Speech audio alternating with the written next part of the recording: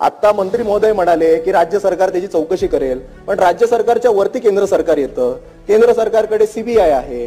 सीबीआयनी सुशांत सिंग राजपूत यांच्या मर्डरवर संपूर्णपणे गेले 3 वर्ष चौकशी केलेली आहे.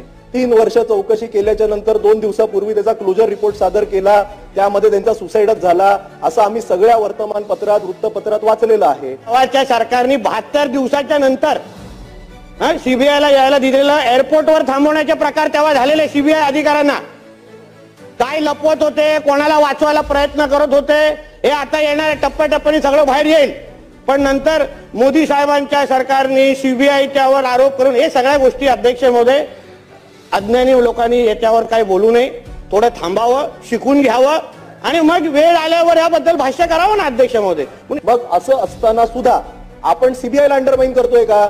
म्हणजे केंद्र सरकारची जी आपल्या देशातली जी सगळ्यात मोठी क्राईम इन्व्हेस्टिगेशनची एजन्सी आहे त्याच्यावर राम कदम साहेब असतील किंवा अन्य सदस्य ज्यांनी आज म्हटलं किंवा स्वतः मंत्री महोदय असतील त्यांचा विश्वास नाहीये का? आणि त्यामुळे आपल्या सभागृहाच्या मार्फत सीबीआयला अंडरमाइन होऊ नये, सीबीआय जे मोदी सरकारच्या अंतर्गत येतं त्याच्यावर आपण कुठे प्रश्नचिन्ह निर्माण करू नये असा माझा पॉइंट ऑफ ऑर्डर आहे.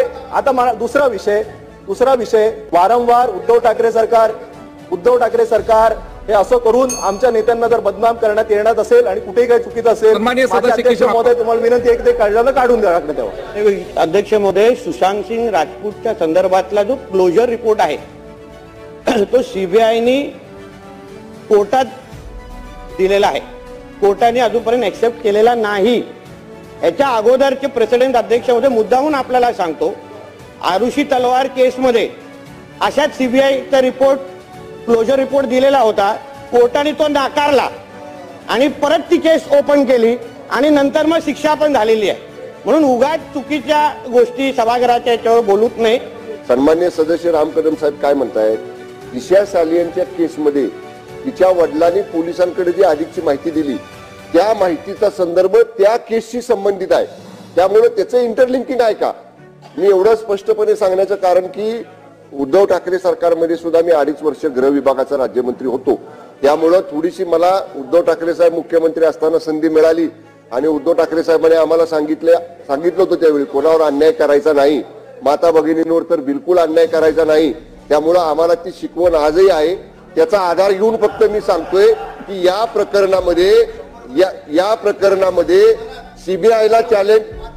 सीबीआयला चॅलेंज करायचा राज्य सरकारचा बिलकुल विषय नाही. सीबीआयला कुठं सीबीआयवर ओव्हररूल करायचा बिलकुल विषय नाही. ज्या गोष्टी समोर आलेल्या आहेत त्या गोष्टी मी मगाशी म्हटलं एक पिता म्हणून तिच्या वडिलांनी मांडलेल्या आहेत.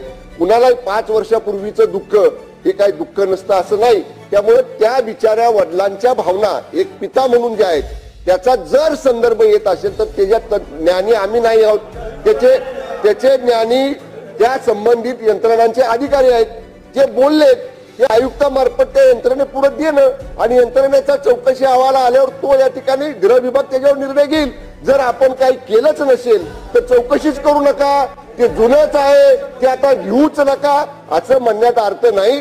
दूध का दूध पाणी का पाणी हे या सगळ्या प्रकरणांमधलं बाहेर येईल आणि हे सरकार जाणीवपूर्वक कुणालाही अन्याय कुणावरही करणार नाही, जाणीवपूर्वक कुणालाही बदनाम करायचा प्रयत्न हे सरकार करणार नाही.